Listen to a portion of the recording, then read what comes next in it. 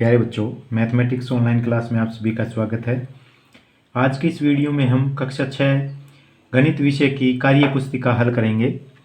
तो page number 3 से आगे हम कार्य पुस्तिका हल करते हैं।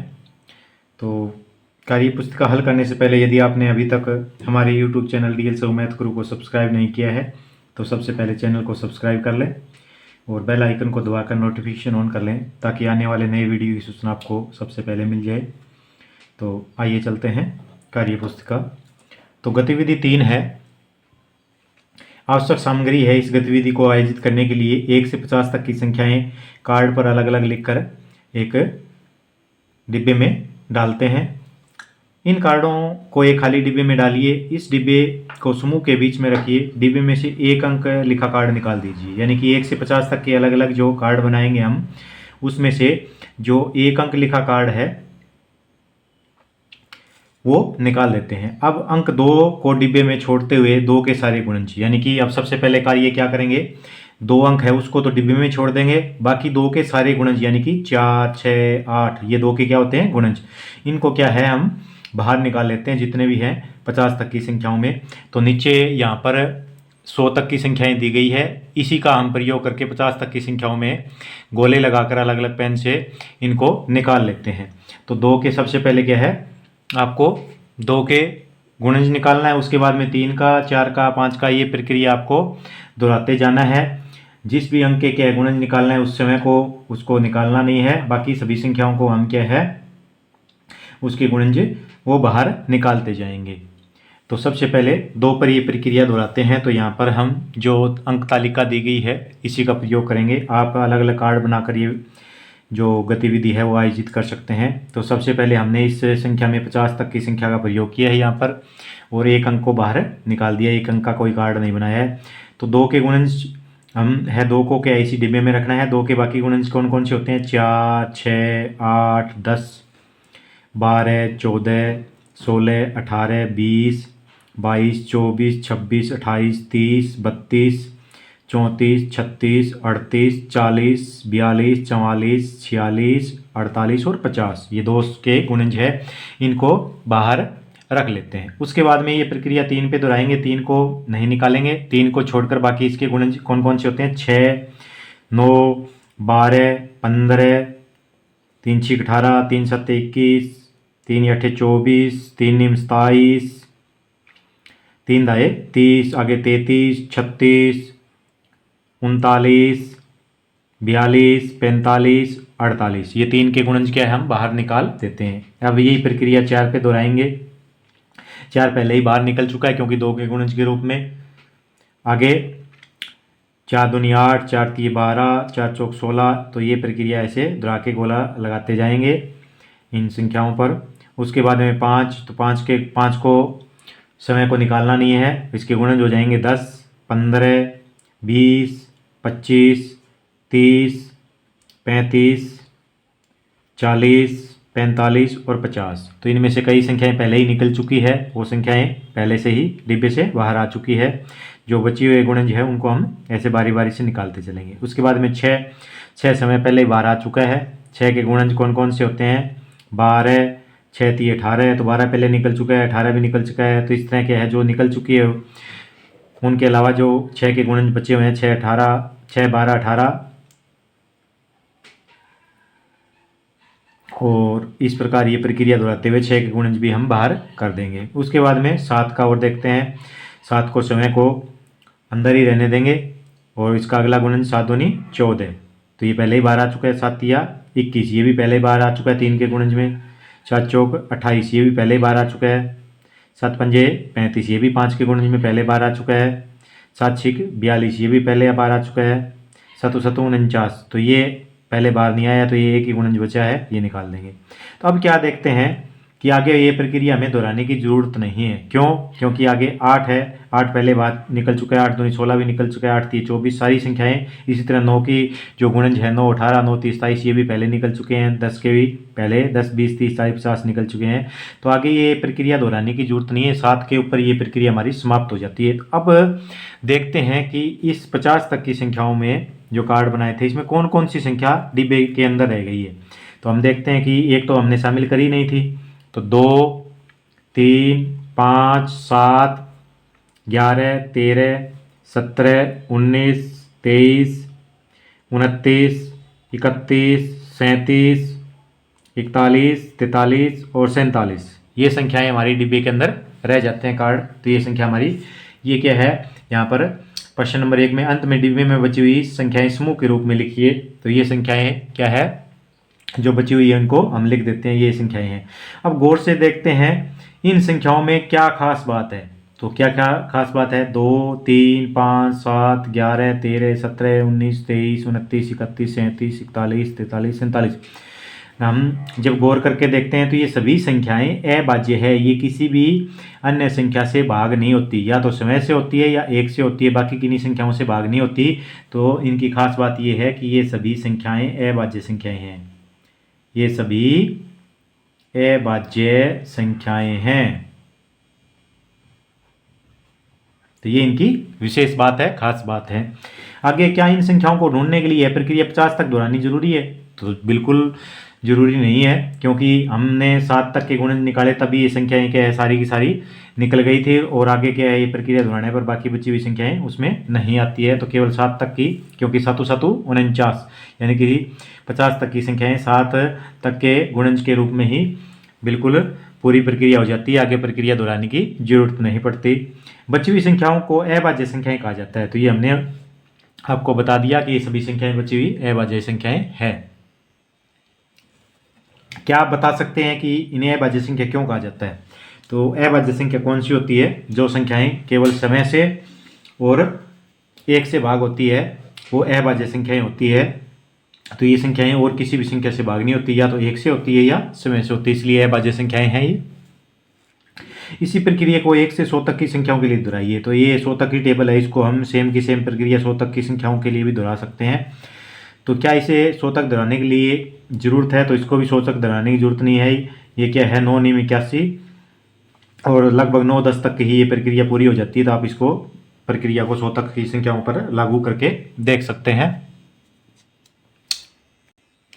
आगे गतिविधि नंबर 4 देखते हैं। चित्र में 8 को अलग अलग तरीकों से लिख सकते हैं। तो ये यहाँ पर 8 है, इसको कैसे लिखा है, यहाँ पर से शुरू करते हैं। 11 में से 3 घटाया 8, 1 को 8 से गुणा किया 8, 7 जमा 1 8, 9 में से 1 गया 8, 4 दूनी 8, 4 और 4 जोड़ दिया 8, 2 और 4 की गुना करी 4 दूनी 8, 6 में 2 जोड़ दिया 8, 10 में से 2 घटा दिया 8, 2 गुना 2 गुना 2, 2 दूनी 4 दूनी 8, 5 और 3 जोड़ दिया 8। तो इस प्रकार क्या है, 8 को विभिन्न तरीकों से लिख सकते हैं। इसी प्रकार 8 को लिखने के लिए कौन से तरीके हो सकते हैं? तो 16 को 2 से भाग करेंगे 8 आ जाएगा, 16 में से 8 घटाएंगे 8 आ जाएगा, 20 में से 12 घटाएंगे 8 आ जाएगा। तो इस प्रकार और भी बहुत सारे तरीकों से हम क्या है 8 को लिख सकते हैं। तो ये प्रक्रिया इस प्रकार आप पूरी कर सकते हैं। आगे देखते हैं प्रश्न नंबर 3। आगे 1 से 20 तक की प्राकृत संख्याएं लिखिए। तो 1 से 20 तक की प्राकृत संख्या क्या होती है? जो संख्याएं गिनती करने के काम आती है, 1 से शुरू होती है अनंत तक जाती है, तो हमें 20 तक लिखनी है। तो 1 2 3 4 5, ये हमने 20 तक लिख ली। अब इसमें से एक अभाज्य संख्या चुननी है अपनी मर्जी से, और एक भाज्य संख्या चुननी है। हमने अभाज्य संख्या 5 चुन ली, क्योंकि 5 है वो या तो 1 से भाग होती है या 5 से होती है, तो अभाज्य संख्या है। और एक भाज्य संख्या हमने 10 चुन ली। इनको चुनने के बाद में क्या करना है, हमें इन प्रकार के क्या है, इस के बीच में पहले एक अभाज्य संख्या लिखेंगे, दूसरे में भाज्य संख्या लिखेंगे, और इनको किस प्रकार से अलग अलग तरीके से लिख सकते हैं, जैसे ऊपर वाले चित्रों में दिखाया गया था, ऐसे लिखेंगे। तो सबसे पहले अभाज्य संख्या 5 है। 5 को कैसे कैसे लिख सकते हैं? 4 जमा 1, 3 जमा 2, 5 गुणा 1, 6 में से 1 घटा देंगे 5, 7 में से 2 घटा देंगे 5, 8 में से 3 घटा देंगे 5, 9 में से 4 घटा देंगे 5। तो इस प्रकार हम इनको लिख सकते हैं। और 10 जो भाज्य संख्या है, इसको किस प्रकार लिख सकते हैं? इसको हम लिख सकते हैं 5 जमा 5, 13 में से 3 गया 10, 11 में से 1 गया 10, 14 में से 4 गया 10, 2 और 5 की गुना 5 दूनी 10, 12 में से 2 घटा देंगे 10, 9 में 1 जोड़ देंगे 10, 8 और 2 10, 7 और 3 जोड़ देंगे 10, 6 और 4 जोड़ देंगे 10, और क्या है 5 और 5 जोड़ देंगे तो भी 10।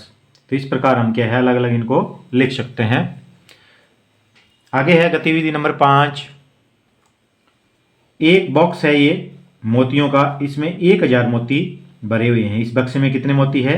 1000, और एक माला बनाई है इसमें कितने मोती हैं 100, और एक जो लड़ी बनाई है खुली उसमें 10 मोती हैं। तो आगे देखते हैं।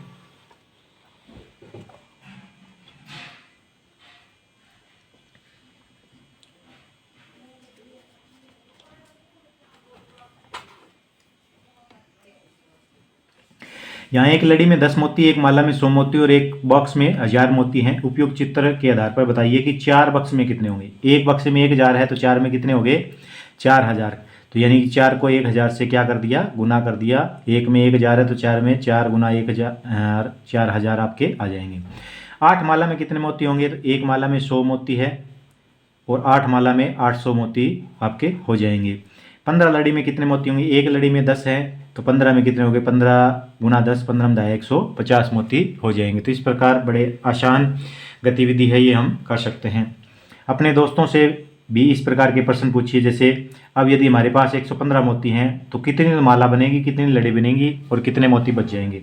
तो 100 मोतियों से एक माला बनती है तो एक माला तो पूरी बन जाएगी और एक लड़ी बन जाएगी 10 मोतियों की, और 5 मोती हमारे पास बचे रह जाएंगे। तो इस प्रकार हम और भी प्रश्न बना सकते हैं इस प्रकार, और आपस में पूछ सकते हैं। आगे नीचे तालिका में दिए गए मोतियों से कितने बॉक्स बनेंगे, कितनी माला और कितनी लड़ियां बनेंगी और कितने बचेंगे। तो इसमें सबसे पहले है 115 मोती है तो बॉक्स नहीं भरेगा कोई भी, क्यों, क्योंकि बॉक्स के लिए तो कम से कम 1000 मोती चाहिए। माला एक बन जाएगी 100 मोतियों की और 10 मोतियों की एक लड़ी बन जाएगी, 5 मोती शेष बच जाएंगे। इसी प्रकार 4589 जो मोती उसमें 4000 का 4 बॉक्स बच जाएंगे, 500 की 5 माला बन जाएगी और 80 से 8 लड़ी बन जाएगी, 9 मोती शेष बच जाएंगे, क्योंकि लड़ी बनने के लिए भी कम से कम 10 मोती चाहिए तो ये 9 बचे हैं तो ये शेष रह जाएंगे। इसी प्रकार 3699 में 3 तो क्या आपकी बॉक्स भर जाएंगे। 600 सैकड़ा का अंक 6 है तो 600 हो गए, 600 में 6 माला बन जाएगी और दहाई का अंक 90 यानी कि 90 से 9 लड़ी बन जाएगी और 9 मोती शेष रह जाएंगे। तो इस प्रकार ये हम टेबल पूरी कर सकते हैं, बिल्कुल आसान है, आप आसानी से इसको कर सकते हैं। जैसे अंतिम देखते हैं 3332, तो इसमें 1000 कितना है 3 है तो 3000 में 3 बॉक्स भर जाएंगे। सैकड़ा कितना है 3 है तो 300 से 3 माला बन जाएगी, दहाई का अंक 3 है तो 3 क्या है लड़ी 10-10 की बन जाएगी, 30 मोती हैं और 2 मोती शेष रह जाएंगे। तो इस प्रकार हम इस टेबल को पूरा कर सकते हैं। आगे है इसमें प्रश्न नंबर 5 में एक दूसरी टेबल है, इसको पूरा करना है आपको। मोतियों की कुल संख्या बताइए। 5 बॉक्स में 5000 हो गए, 2 माला में 200 हो गए तो 5200 और 7 लड़ी में 70, 5270 और 6 76, तो 5276 मोती हो जाएंगे। ये 1000 का अंक है, ये सैकड़ा का है और ये दहाई का है। इकाई सेम का सेम आ जाएगी, इकाई दहाई सैकड़ा 1000। तो इसी प्रकार क्या है इस जो टेबल है उसको पूरा कर सकते हैं। आगे चलते हैं। प्रश्न नंबर 2 है निम्न संख्याओं को विस्तारित रूप में लिखिए। तो 6518 को, तो इसमें 1000 का अंक 6 है तो 6 को 1000 से गुना कर दी, जमा में 5 है ये सैकड़े का अंक है 100 से गुना कर दिया, और 1 है ये दहाई का अंक है तो दहाई का मतलब 10 से गुना, और 8 इकाई का अंक है तो 8 इकाई का इकाई आ गया, इसको किसी से गुना नहीं किया। इसी तरह 7785 है तो 1000 का अंक 7 है तो 1000 से गुना कर दिया, 7 है ये सैकड़े का अंक है 100 से गुना कर दिया, और 8 दहाई का अंक है 10 से गुना कर दिया, और 5 इकाई है 5 से लिख दिया और बीच में जमा का निशान। इसी प्रकार 4444, 1000 का अंक 4 है तो 1000 से गुना कर दी, जमा में सैकड़े का अंक भी 4 है 100 से गुना कर दी, दहाई का अंक 4 है 10 से गुना कर दी, जमा में 4 इकाई का अंक है। इसी प्रकार 5487 को भी 5 गुना 1000, 4 जमा 100, 8 गुना 10 और जमा 7 के रूप में प्रसारित रूप में लिख सकते हैं, बिल्कुल आसान है। गतिविधि नंबर 6 देखते हैं। 0 से 9 तक कोई भी 3 अंक ले लीजिए और उनके कार्ड बना लीजिए। हमने अंक मान लेते हैं, आप अपनी मर्जी से वैसे तो कोई भी अंक चूज कर सकते हैं, लेकिन हमने यहाँ पर 3, 6 और 7 अंक ले लिए। इन कार्डों से किसी भी एक क्रम में जमाइए, यानी कि कोई भी संख्या बना लेते हैं, कैसे भी आगे पीछे लिख के अपनी मर्जी से। प्राप्त संख्या को पढ़िए और अपनी नोटबुक में लिखिए, पुनः नए क्रम में जमाइए और उससे भी लिखिए। इस प्रकार अलग अलग क्रम जमाते हुए नई संख्या लिखिए। तो इन 3 अंकों का प्रयोग करके कौन कौन सी संख्या है आप आगे पीछे करके इनकी संख्या बनाएंगे। पहले 3 से बनाएंगे सैकड़ा पे रख के, 3, 6, 7, 367। फिर क्या है 3 से दूसरी बनाएंगे तो ये बन जाएगी 3, 6, नहीं, 3 7 6 यानी कि 376। इसी प्रकार 7 से बनाएंगे 763, 736। फिर सैकड़ा का अंक 6 लेके बनाएंगे 637, 673। तो इस प्रकार ये क्या है, 6 संख्याएं हमारी बन जाती है अलग अलग। अब इनमें सबसे बड़ी संख्या कौन सी है? इसमें 763 सबसे बड़ी संख्या है, तो ये सबसे बड़ी संख्या लिख दी। यह सबसे बड़ी क्यों है, इस पे चर्चा करो। तो सबसे बड़ी इसलिए है क्योंकि इसमें सैकड़े का अंक सबसे बड़ा है। तो 3 अंकों की संख्या है, सैकड़े तक की संख्या है, तो सैकड़े का अंक जो अधिक होगा वो संख्या बड़ी बनेगी। तो इसमें सैकड़े का अंक सबसे बड़ा है, इसलिए ये संख्या आपकी बड़ी है। आगे सबसे छोटी संख्या छांटिए और कारण बताइए छोटी क्यों है। तो 367 इन संख्याओं में सबसे छोटी है, और कारण इसका ये है कि इसमें सैकड़े का अंक क्या है, सबसे छोटा है, इसलिए ये संख्या छोटी बनी है। तो इसी प्रकार हम क्या है, 4 अंकों की संख्याओं पर भी ये गतिविधि बना सकते हैं। तो आप यहाँ पर 4 अंकों की कोई भी संख्या लिख के इसमें छोटी और बड़ी लिख सकते हैं जिसमें 4 अंक हो। आगे है इसमें गतिविधि 6.1। अंकिता के पास 6 मोती हैं, वह इन्हें पंक्तियों में रखना चाहती है और मोतियों की कुल संख्या को भी ज्ञात करती जाती है। सोचिए कि वह इन्हें कैसे रख सकती है। तो जो 6 मोती है वो कैसे रखेगी, अगर एक ही पंक्ति में रखे तो ऐसे पंक्ति बनेगी, एक पंक्ति बनेगी 6 मोती आ जाएंगे, यानी 1 गुना 6 6 आ गया, यानी कि एक पंक्ति बनाई उसने, पंक्ति में कितने मोती आए, 6। तो इस प्रकार बना सकती है। दूसरी में इस प्रकार भी बना सकती है कि 2 पंक्ति बना ले वो, प्रत्येक पंक्ति में 2 मोती लगाए, और क्या है 3 पंक्तियां बना ले। तो जैसे 1 2 3 पंक्ति बना ली, 2 मोती लगा दिए, तो ये 3 गुना 2 6 मोती, इस प्रकार भी वो इसको लगा सकते हैं। तीसरी स्थिति ये भी हो सकती है कि वो क्या है, मोती 3 लगाए एक पंक्ति में, पंक्तियां 2 ही बनाए, तो इस रूप में 3 दूनी 6 हो सकता है। चौथी स्थिति ये भी हो सकती है कि वो क्या है, एक पंक्ति बनाए और 6 मोती एक ही पंक्ति में लगा दे, तो इस प्रकार भी क्या है वो इनको रख सकती है। तो 6 बराबर कैसे आया, 1 गुना 6, 6 बराबर 2 गुना 3 भी, 3 गुना 2 भी, और 6 गुना 1 भी। तो इसका मतलब ये है कि ये 6 के विभाजक कौन कौन से बनते हैं, ये आपके 1 2 3 4 विभाजक बनते हैं। 1 2 3 6, यानी कि 1 से भी 6 भाग होता है, 2 से भी होता है, 3 से भी होता है, और 6 से भी होता है। तो 4 विभाजक है। इसी प्रकार 8 के विभाजक है, 8 मोती लेकर ये प्रक्रिया करेंगे तो 8 के विभाजक कौन कौन से आएंगे। तो 1 से भी 8 भाग होता है, तो 8 के विभाजक लिख रहे हैं हम। 2 से भी भाग होता है, 3 से नहीं होता, 4 से भी होता है, 5 से नहीं होता, 6 से नहीं होता, 7 से नहीं होता, 8 से होता है। तो 8 के विभाजक भी कितने आ जाएंगे, 4 आ जाएंगे, 1 2 4 और 8। तो इस प्रकार हम अलग अलग संख्याओं के विभाजक पता कर सकते हैं। इनको मोतियों के रूप में आप अपनी नोटबुक में ये पंक्ति और इनकी मोतियों के हिसाब से लिख सकते हैं। आगे है आपका, मोहन ने सरला को कुछ सोचते हुए देखा तो बोल पड़ा कि क्यों उलझी हुई हो। सरला, मेरे पास 15 फल है, मैं इन सभी फलों को बांट कर खत्म करना चाहती हूँ, कैसे बांटूं। तो मोहन कहता है सारे मुझे दे दो। तभी गोविंद और कृष्ण ने उनकी बात सुनी, उनके मुंह में भी पानी भराया। उन्होंने कहा सारे इसे मत देना, हम भी लेंगे। तो सरला, अच्छा बताओ, मैं तुम तीनों में बराबर बराबर बांट देती हूँ, तो बताइए प्रत्येक को कितने कितने फल मिले। तो अब 3 व्यक्तियों में, 3 बच्चों में फल बांटने हैं। कौन कौन है, मोहन है, गोविंद है और कृष्ण है। तो फल कुल कितने हैं, 15 फल हैं, और 3 व्यक्तियों में बांटने हैं। तो बांटने का मतलब होता है भाग, यानी भाग का मतलब बांटना। तो 15 को 3 से भाग कर देंगे, तो 15 को 3 से भाग किया, कितना आया, 5। तो यानी कि उनको प्रत्येक को 5-5 फल मिलेंगे। तो इस प्रकार हम इस गतिविधि को पूरा कर सकते हैं।